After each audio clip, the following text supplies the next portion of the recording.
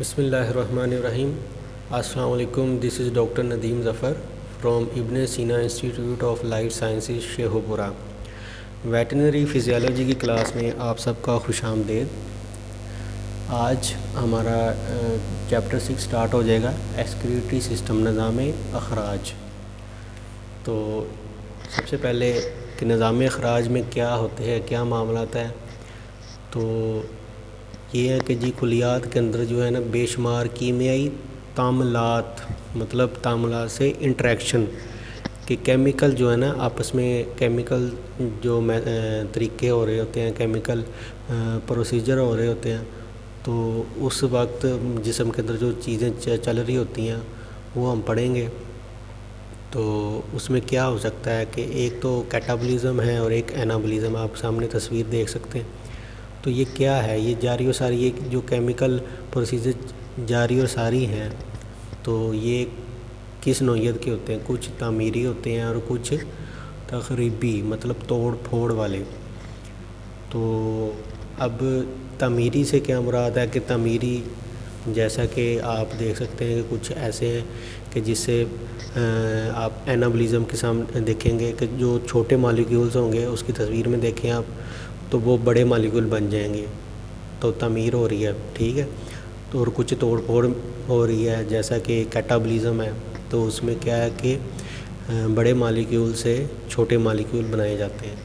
تو اس کو مزید اگر اس کی تعریف کی جائے تو یہ کیا ہے جی، یہ وہ تعاملات ہیں. کیٹابولزم پہلی ہے، کیا ہے؟ کیٹابولزم. تو کیٹابولزم وہ تعاملات ہیں جن میں آکسیجن کی مدد سے پیچیدہ مرکبات کو توڑ کر سادہ مرکبات میں تبدیل کیا جاتا ہے. تو وہی انہوں نے لفظی زبان میں آپ کو سمجھا دیا کہ یہ کیا ہے کہ جو بڑے یا پیچیدہ مرکبات ہوں گے ان کو سادہ مرکبات، مطلب لارجر مالیکیول کو اسمالر مالیکیول میں تبدیل کرنے کا نام کیا ہے؟ کیٹابولزم. تو اس عمل کے دوران کیا ہے جی، انرجی حاصل ہوگی. تو وہ توانائی جو ہے وہ کلیے اپنی مقصد کے لیے استعمال کرتے ہیں. ہماری باڈی اپنے مقصد کے لیے استعمال کرتی ہے، جانور کی باڈی اپنی جسم اپنے مقصد کے لیے استعمال کرتا ہے.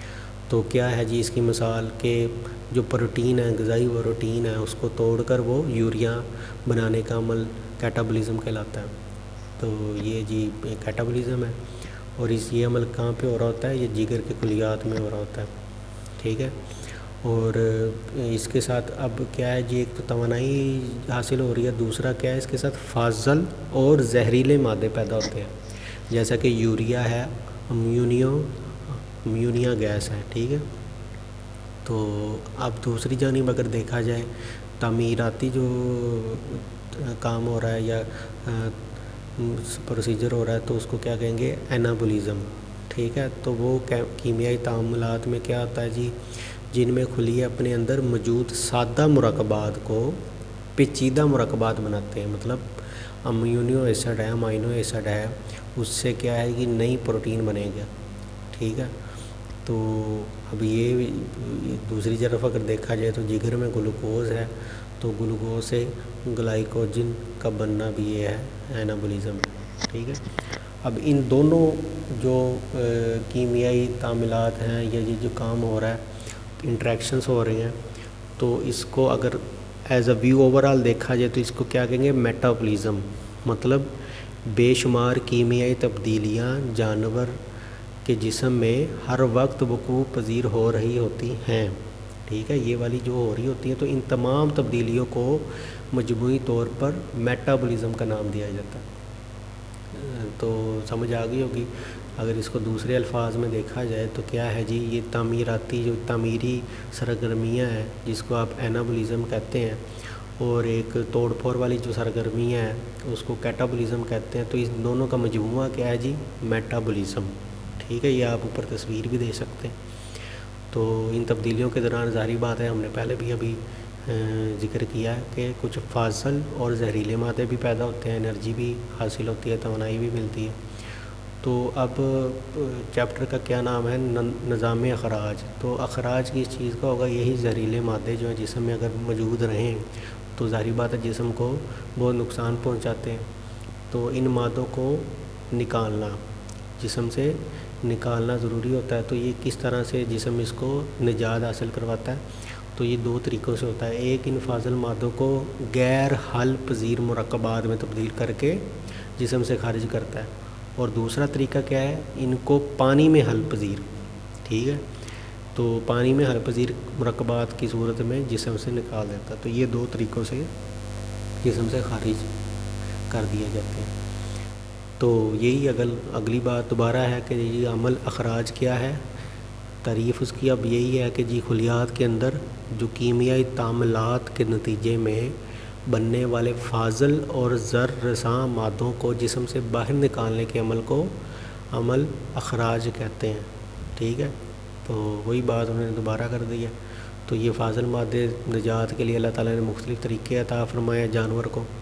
تو میملی جانور جو ہے ان میں فاضل یا نقصان دہ مادے جو ہے نا جسم سے اخراج کرنے کا کیا ذریعہ ہے جی؟ یہ اس کے اجزاء جو جسم میں ہیں وہ ہیں جی جلد ہے، پھیپھڑے ہیں، جگر ہے، گردے ہیں۔ تو یہ جو ہے اجزاء یہ کام سر انجام دیتے ہیں۔ تو سب سے پہلے اگر دیکھا جائے تو جلد ہے، تو جلد کو ہم پہلے بھی اگر ڈسکس کریں تو یہ بڑی حفاظتی جو ہوتی ہے عضو ہے جسم کا، تو حفاظت کرتی ہے جراثیم سے بھی، اور باقی بہت سارے کاموں کے ساتھ ساتھ جسمانی ضروریات جیسا کہ پانی کو پینے کی شکل میں، پسینے کی شکل میں خارج کرتی ہے، ٹھیک ہے، مطلب وہ جو پانی ہے اس کو پسینے کی شکل میں جلد خارج کر دیتی ہے، مطلب نظام اخراج ہو گیا۔ دوسرا کیا ذریعہ ہے جی؟ پھیپھڑے۔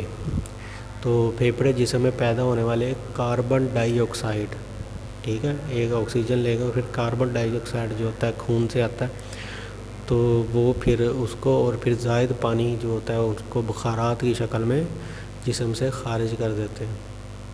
اور تیسرا کیا ہے عضو ہے؟ تو وہ ہے جی خون میں موجود جگر۔ جگر جو ہے نا خون میں موجود مطلب جو سرخ ذرات ہوتے ہیں جو اپنی زندگی پوری کر لیں، ریڈ بلڈ سیل، تو جگر جو ہوتا ہے یہ سرخ جو ذرات ریڈ بلڈ سیل یا خون کے اندر موجود ہوتے ہیں، وہ ان کی زندگی ہوتی ہے تقریباً 120 دن۔ تو وہ جب ان کی زندگی پوری ہو جاتی ہے تو یہ جگر جو ہے نا ان کو توڑ کر ان میں سے جو مفید اشیاء ہے اس کو الگ کر لیتا ہے، ٹھیک ہے۔